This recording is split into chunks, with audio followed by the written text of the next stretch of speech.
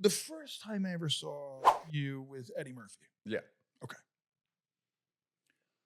And I'm going to be an ass to make a point because I'm already getting in trouble with this podcast because I'm like saying shit I'm not supposed to say because it's just I'm really being honest about my opinion about stuff because I've been around for 35 years. I know, well, that's what people love. Well, I'm just being me now, and I'm a grandpa. And so that said, I remember you performing, if that's an okay word to use, in your character. And I remember you were so, I don't want to say, it's interesting what you said previously about what you said about the acting coach thing, where you say, oh, I kind of lean more towards kind of finding it in its authenticity, improvisation, in the exploration.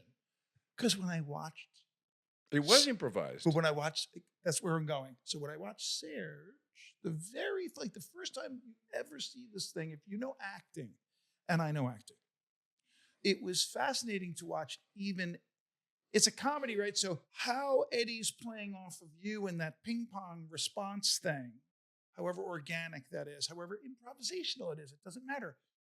You were so locked. I'm getting chills. My hair on my arm standing up, dude. You were locked. You were so doing it. It was funny to watch Eddie go like this, like what they kept in the movie when he was out of character because you were so in character. That's powerful, bro. So for me as an actor, for that character to be overlooked, in my opinion, from what you had to do. I kissed your ass in Macy's window just now to make a point. But to make a point, I want young people to hear from you now and say, look, I did this. I focused on this. This is what I did. And if that's as simple as, what's his name? The funny guy with the Charlie Chaplin. Yeah.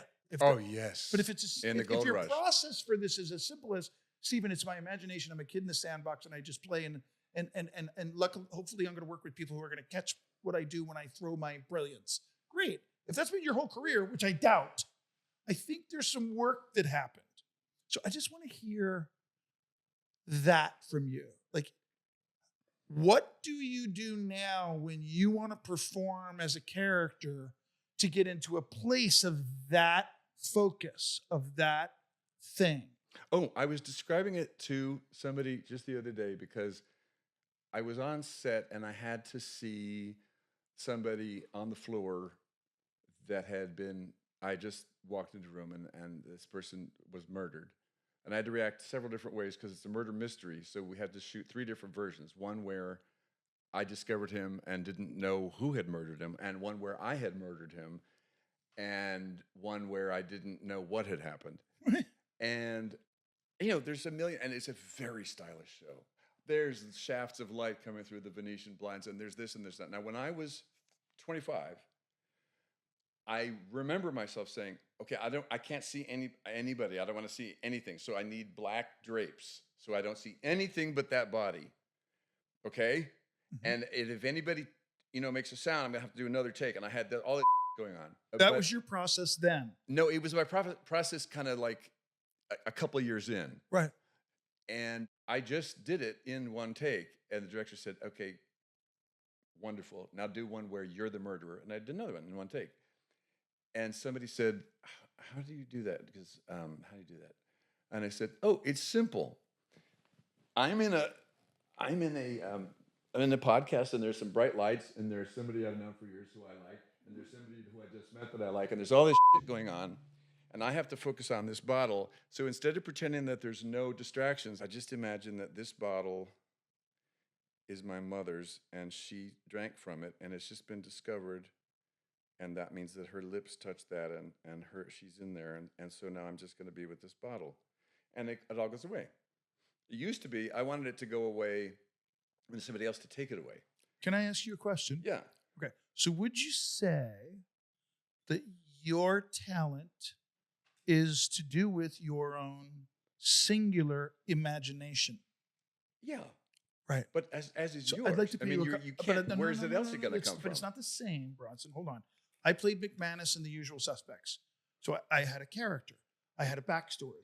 And he was this. And he did that. And he worked with Benizio's character. And I did all of that for my own self, then get to the words and say the words and my process. But Serge. Oh, he was my makeup artist. Go. This is what I wanted to hear. A cheapy This is movie. what I was waiting for. Go. I did a cheapy movie in the Caribbean called Last Resort, I think. Lost Resort, something like that. And my makeup artist. We have to find out if the makeup artist would come into the room, and she wore sunglasses, and she had a cowboy hat, and she was Israeli. She had no bones. She was just all cartilage. She had sunglasses, and she made her own T-shirt with these little, like everything was slit and turned and had a bead, and she was this character. And she would come in with sunglasses and start doing my makeup, and I'd say, hold on one second, hold on. How can you see? How can you see what color I am if you're wearing sunglasses while you put on my makeup? Are they? And she said, she didn't even stop. She said, shut up, don't be stupid. And she just kept doing it. And I was like, I do not like this attitude. And her hands were like this, and she had no cartilage, and she just is going to be her way. And then another day, she ordered some eggs, and they didn't come very soon. We were all having lunch, and she said, "This is awful." And I thought, "Awful? That's because that's the way the word looks." And she was just sulky and didn't care, and she was all. So I started with her. Her name was Lily, and they couldn't find anybody. The character was American. The character was not foreign. Right. And they said, we can't find anyone. anyone. It started with awful. Yeah, it started with awful.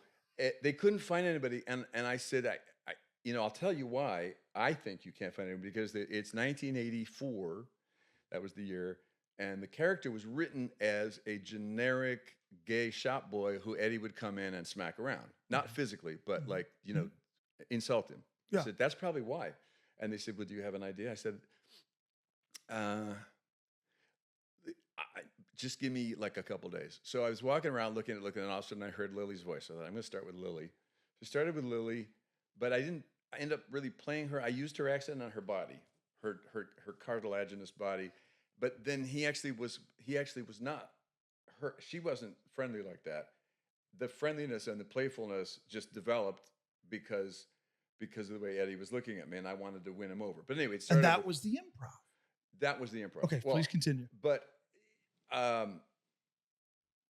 that is just because so what I do quite often, especially now, is I come in with zero game plans, zero. And I just keep saying, what's missing? What's missing? So sometimes I go, all right, everything's missing because you suck. And then sometimes I'm like, oh, that's fun. Like she just like, I'm just feeling my way, and I see this other actor who looked at me like I kind of scared her. So, okay, like I can be a little bit like whatever I did to scare her, I'll just do this a tiny bit more. And so now that I have a little credibility, which I didn't have when I was 25, it doesn't scare anyone if I come in with no game plan, and I'm just like, okay, so I'm playing this character who's 65 and dressed like he's 4 in these shorts, so that could be fun. So maybe I'll sit like this and even be weirder, and then I just kind of play with it, and then you discover it. Guilty pleasures misunderstood. It's so bad it's good.